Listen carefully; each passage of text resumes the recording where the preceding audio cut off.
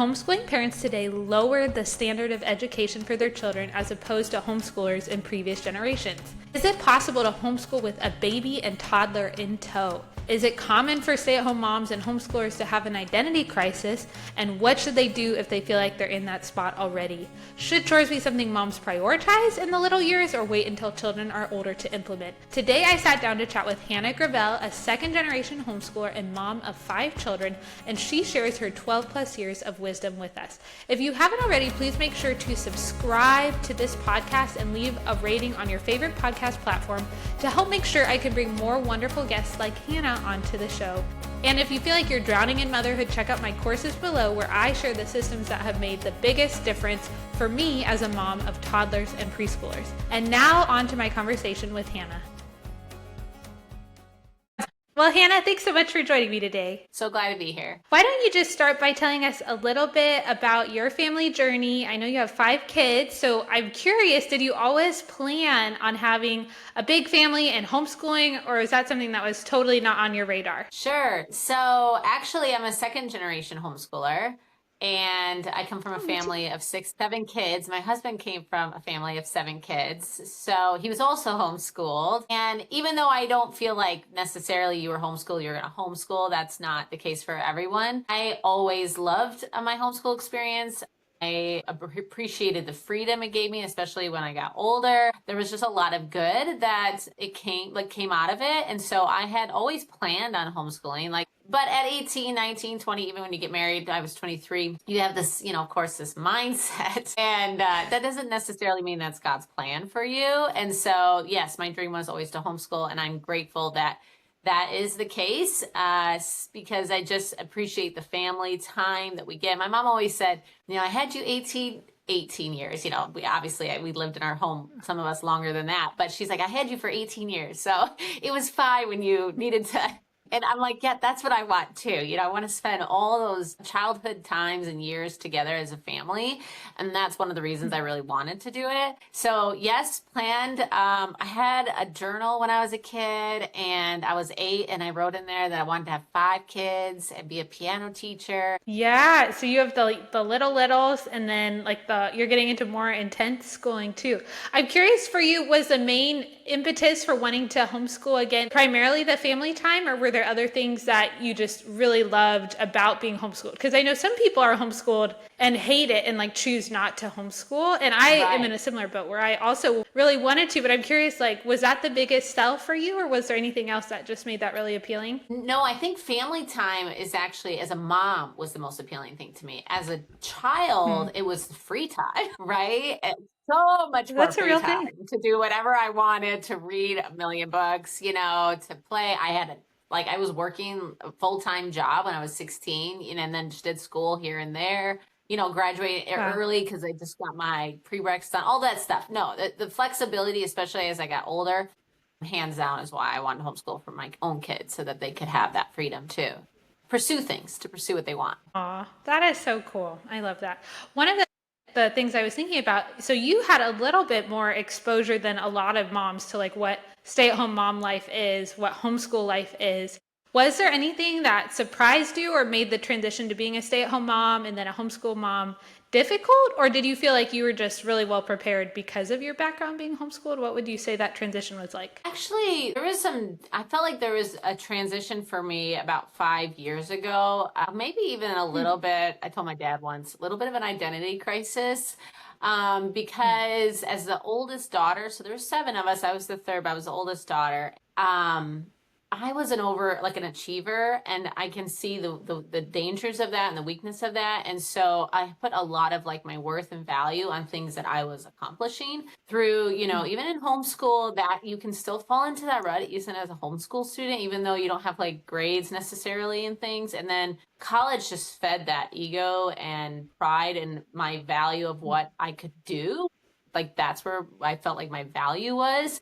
And so, in college, I was trying to get all A's and, all the scholarships and academic, all these things. And so then when I was first a mom, I did go to teach piano. That's where my degree is in music. I was teaching every afternoon. So I was working, from the kids getting off the bus at 3:00 until 7, 8 every night. and I every day of the week. And I did that until my oldest was like 6 or 7.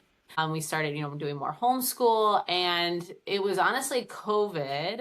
So we're actually talking 6 years, I guess now. I came home more full time and realized at that point, we went online. I was trying to teach online, and all of a sudden, I couldn't juggle it all. It's like all these years I was able to like balance, extracurricular, church, working, 20 some hours a week and homeschooling. And then all of a sudden it's like, oh no, as my child was getting older, I was like, I can't do this anymore. And I think I was finding a lot of value in like what people thought I was successful. I was doing work and teaching, homeschooling, and so there was, and I still struggle with that for sure. I think we all have to find our value in Christ and find our value as a mom. Like that's literally the most precious thing that we are given. And there's so many people that we're blessed the fact that we even have children, right?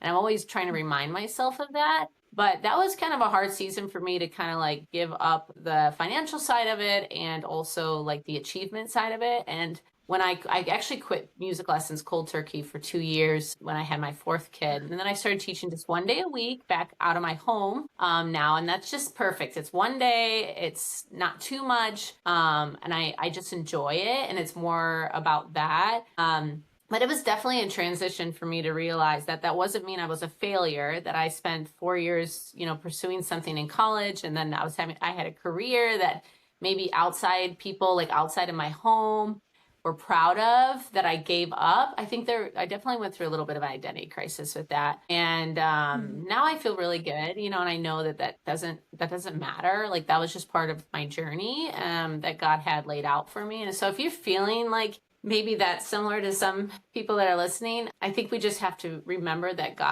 the value isn't what we are doing. We know that's actually true for our children too. And knowing that, it's like keeping that in mind for them as well. Like what they produce, what they achieve is not what makes them valuable to us or to society, right? And so that's a hard thing.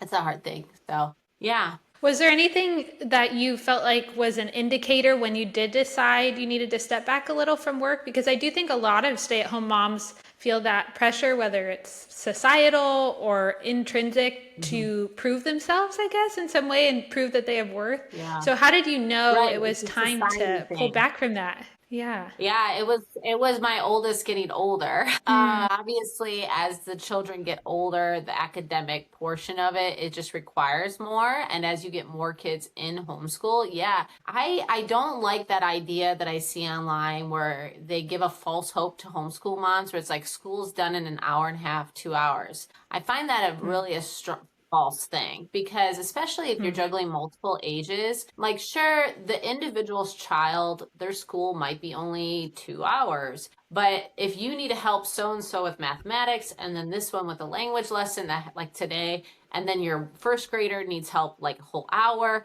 like you have to juggle all these children needing you at different times. And so sure, individually might be only 2 hours, but as a whole, you're present, I would say 4 hours.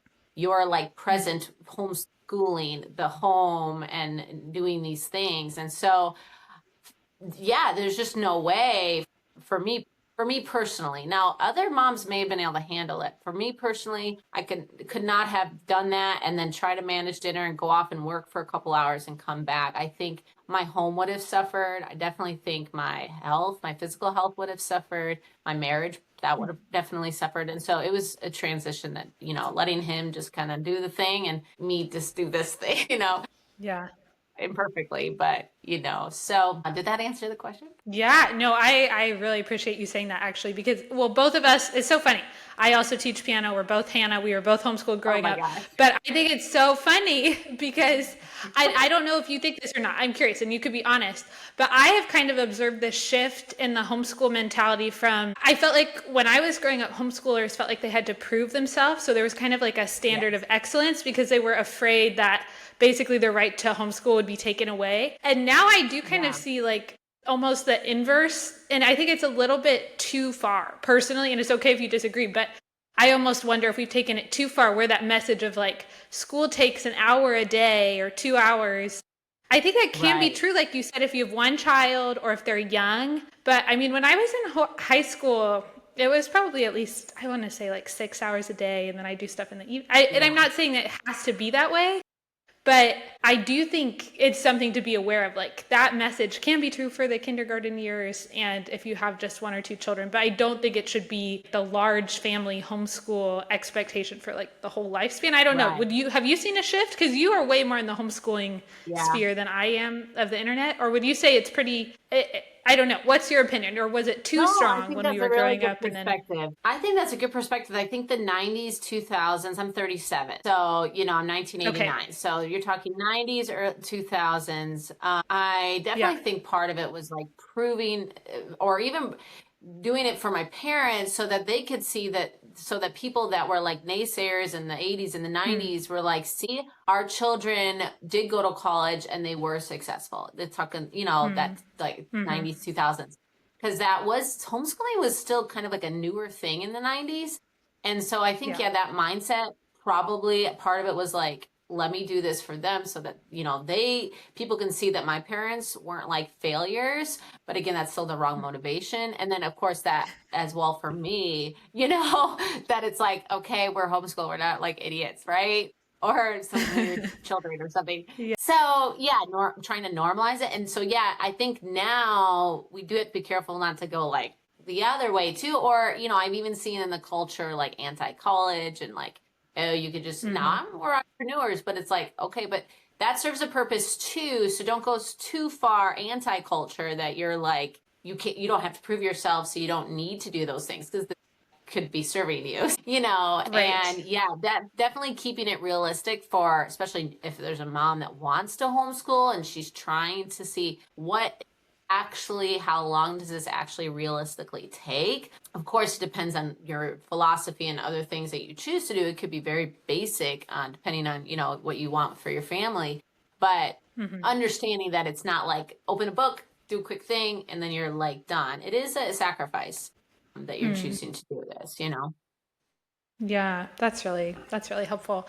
And I'm actually so excited to talk to you about this too because I think I have little still. So my oldest is 5. So we're just getting into like phonics Yes. and basic math at this age. But Yeah. already I find it a little bit overwhelming to try to do school and take care of my toddler and baby. And you've been doing this for a while now.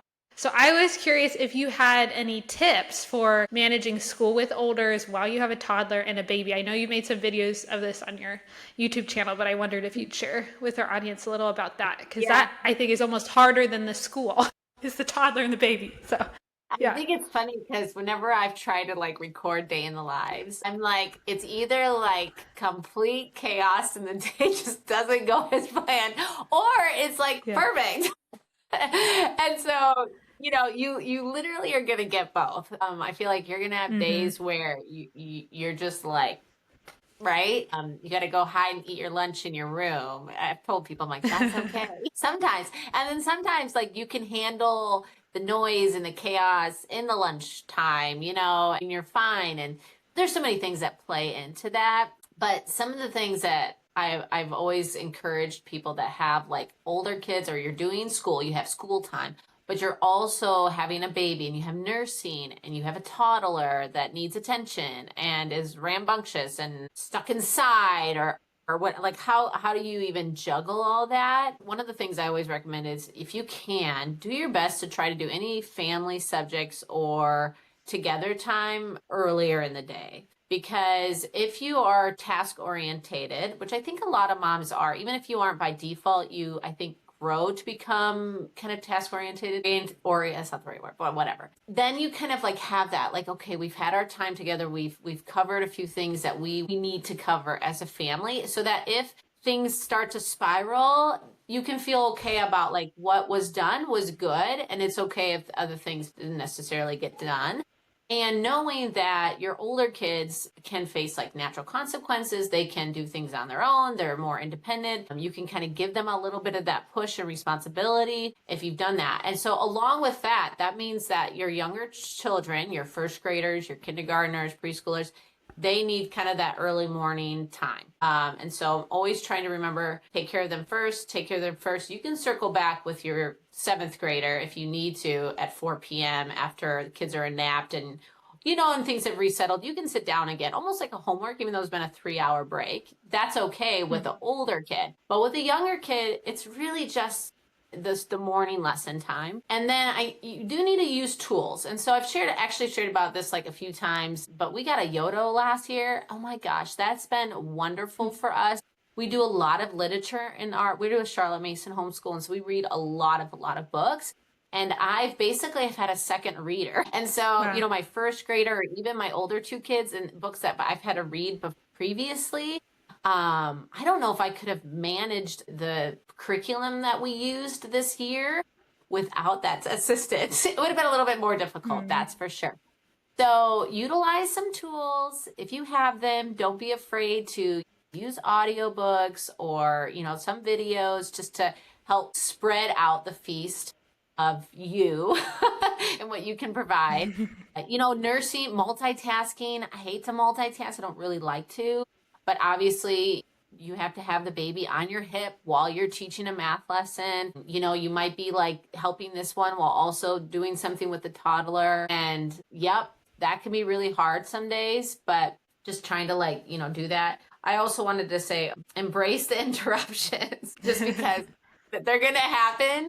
And when I used to be more high strung in my early motherhood years, I think I would let that stuff derail me. It still can derail me sometimes. I hope that I'm getting better every year, and not letting that do it. But yeah, and then the other thing I would also encourage mothers with little ones and older ones is focus on rhythms, times or timetables, which is kind of a coined term you might hear running around. 9 a.m. we're going to do this, 9:30 we're going to do this, 10 o'clock. I did that in the first few years and it worked fine, but now we just follow a rhythm. We are getting up, we're doing our music, we're having breakfast, we're kind of going through that. Let's all do our routines. We're dressed, our teeth are brushed. We're doing, and so all these things are happening, the ebb and flow of it in the morning. There's not this certain time. And then, okay, let's all gather around. Let's sing our folk song, read our poetry, do some family subjects together. Okay, you're dispersed. Okay, now I don't know what time it is. Maybe it's 10:15, maybe it's 10:45, maybe it's 11:15. Okay, first grader, we're going to sit down now. We're going to do your school right now. No, Mom, I don't want to. Yes, right now is your time with Mom. We're going to do your school, okay? And so then we, kind of do that meanwhile with the toddler, something's going on. Maybe the baby interrupts us. Maybe she doesn't. Maybe she's content to sit there and color or play. And then we circle around. Okay, depending on the time, maybe I have a little time to work with my fifth grader. Otherwise, we're going to have lunch break. But that's kind of there's just a rhythm and flow. And you're going to have to do what's best for your children too. Because each child's going to be different. Some might be more independent. Some might be more sit down with me. But I do think that don't even try for times. Not if you have a large family or little ones. Now, maybe when your kids are older, you could do that. But I think when you're juggling so many different things, I think just finding ebbs and flows and rhythms is really important. And so when you say rhythm, you mean you do something in the same order every day, but it doesn't matter if it was, is that right? Yeah. It doesn't matter if it was 8 or it started at 8:45. Is that right? Yep. Okay. Literally, and I've seen people make little charts and stuff, whatever works for you. But yeah, literally a rhythm. So if that's wake up, get dressed, eat breakfast, et cetera, et cetera, et cetera. Yeah. You have that running list in your head. Maybe for your kids, write it down and yeah. Yeah. And now this is something I was trying to listen. So when you do, because you do Ambleside online, is that right? I do, yes. Mm-hmm. Okay, which is great. I have curriculum you wanted to talk about. Yeah. I could for hours, and I'm also trying to be okay, I can't just use this selfishly for everything. I want to know, I have to think about more broadly. But I was curious because I know a lot of moms out there will do read alouds or things like that. Did you say your baby is with you? Because we've been doing read alouds at breakfast, and that is something that I've been trying to navigate. Is our baby is just, she's happy, but she's very vocal to the point where I'm like, do we let her get down and go play? So I'm curious, what is your baby there for? Do you save it all for nap time? Yeah. So read aloud. She's been decent. They're going to be interruptions. And so, yes, the narrations might be a little bit spotty sometimes because you had to pause because you were 5 minutes into your reading and trial and triumph, and all of a sudden she has a poopy diaper, and you've got to deal with that right now. So, okay, Yeah. everybody, pausing the book, it's like it's super messy sometimes, right? Pausing the book, going upstairs, Yeah. I'll be back, 5 minutes, coming back down. Okay, well, where were we in that Yeah. book? Okay, give me a quick Okay. little narration of where we left off. Okay, let's pick it back up. And so, no, I don't do it. And I think I used to be able to do stuff, let's say when I had the three, right? And so that pretty flexible. I think use your nap times for sure. When you have just the few, use the nap time and do your reading and your reading lessons and your book time and all that while that baby is asleep, having their morning nap if they have a morning nap. I think that's great. I think even at that time you could do stuff when they nap. When I had the two girls and the boy, Michael, I remember that's why rhythms change depending on where you're at in your season of life. But I remember like waiting for him to take his morning nap, and then I'd like do stuff with the girls, and that would be great for you, Hannah, in this current season, right? Using that nap time so that you can have like complete focus. Now, first of all, is she going to even take a morning nap? Right. She's about to drop it. For that, I got to get the ball going. We got a lot of things to do with the kiddos this morning. So I've just never really been able to wait around for a nap or time or anything. Now, when she was really little, a lot of times she took her morning nap right on me in the carrier. A lot of times, probably almost that first 9 months, a lot of times that morning nap was just right inside. And it usually did hit around when we would do morning read alouds and subjects. Or I'd be reading and she'd literally be sitting there nursing, right? So, That's cool.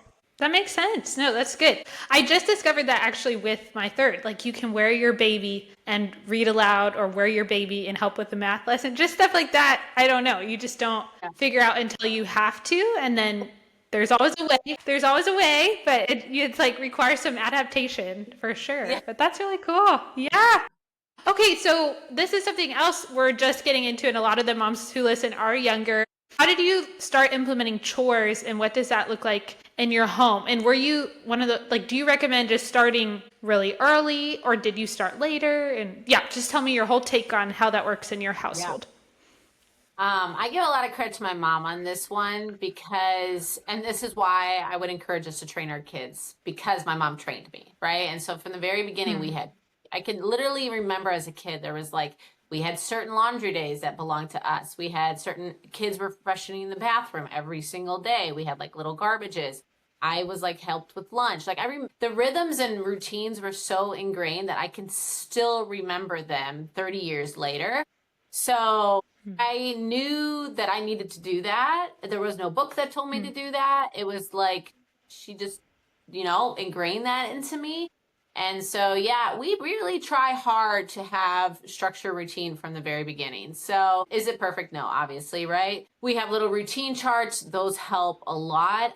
If you have really little ones, you can do little pictures, get a dress. We've done all the picture ones. My 4-year-old now kind of has the written ones, even though he can't read because he's memorized what is it. And I did put a little emoji. So his little chart looks the same as his 7-year-old brother, but I put a little emoji at the end where it's a picture of clothes and then toothbrush and, et cetera, et cetera. Yeah. So he's so cute. 4. He just turned 4, and he gives the dog food and water every day. That's his responsibility. So if the food bowl is empty, and Dad even sees the food bowl or the water bowl empty, he's like, David, how come the dog doesn't have food and water, right? Because that's his job. So we're not going to enable him and go behind him and fill up that food and water. That's his job. Yeah. Making the bed. Yep. They got to make their bed. Now, obviously I help the 4-year-old just so we're still working on getting it tucked in good. Those things give them a sense of accomplishment and helps them, I think, do more, especially when they're 3 and 4. I feel like they kind of want to help. They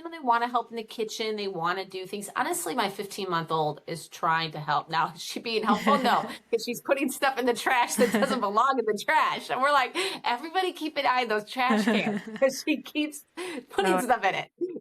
Oh my gosh. Who knows what's thrown away? I don't.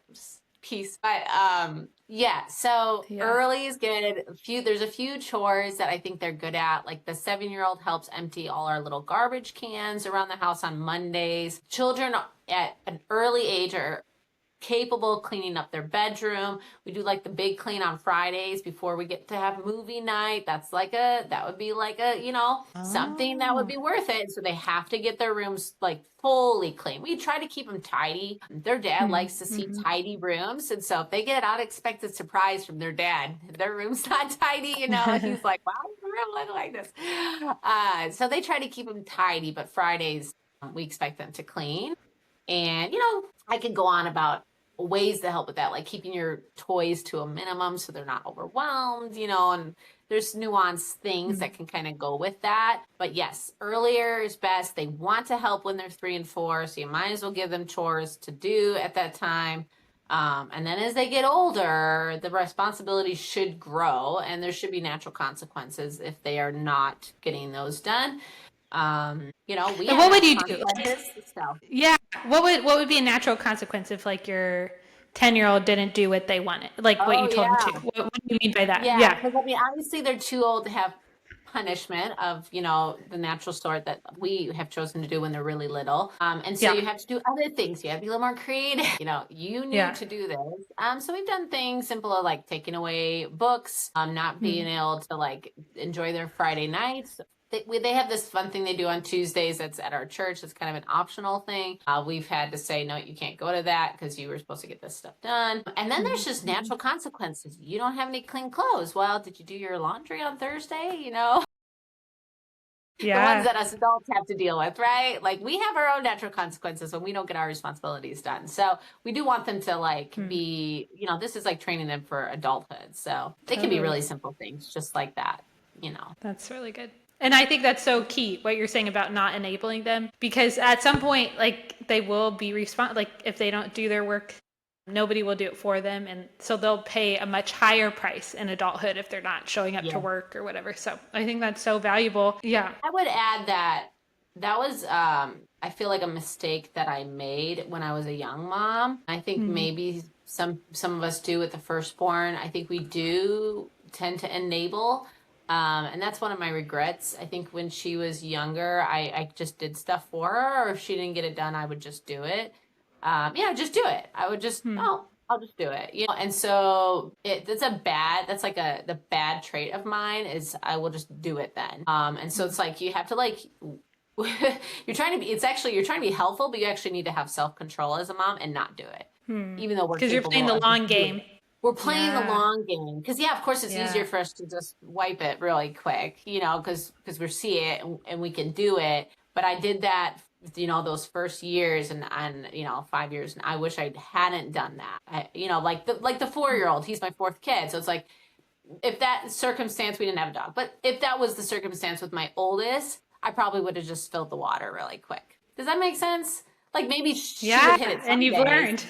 and I've learned, no. Don't do it. Self-control, Yeah. So that's a regret of mine. So yeah, that would be something That's I would good. encourage young moms to do. That's really Don't tempting.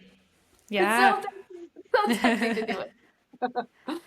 Well, I'm looking at the time. It's gone so fast. I could talk to you for hours, but I know you have responsibilities and kids you need to get back to. Do you mind just sharing with our listeners a little bit about where they can find you and what resources you offer? Yeah, so I would love to connect with you guys more. I'm over on YouTube under my name, Hannah Gravelle, although there's some rebranding coming soon. So I'm excited about that. But you can always find me probably under my name. And then over on Instagram, Hannah's Healthy Habits over there as well. And so I share a lot of our homeschool journey. I would say that's probably most of it, just because I'm trying to encourage everyone in our journey that it's hard. And so I feel like I have followed mothers just to be encouraged and sometimes just to be like, oh yeah, we're in the same boat here. But I also share tips on, just your homemaking and mother culture. I wanted to talk to you guys about that today. We ran out of time. But just, taking care of yourself as a mom. Oh, it's okay. We can't fit it all in. Another time. It's just too fun. But, it's too much. But again, some of that is over there. And I try to talk to you guys as mothers as well, and just encourage you in your walk as a mom and walk with the Lord. So, yeah. Wonderful. Well, yes, definitely check out Hannah's YouTube channel. she just has a lot of really practical things about like how she actually, what on the ground homeschooling looks like, which is so valuable to new moms like me. So, well, Hannah, thank you so much for joining me today. Thanks, Hannah. Okay, Take take care. care. God bless. Okay, Bye. bye-bye.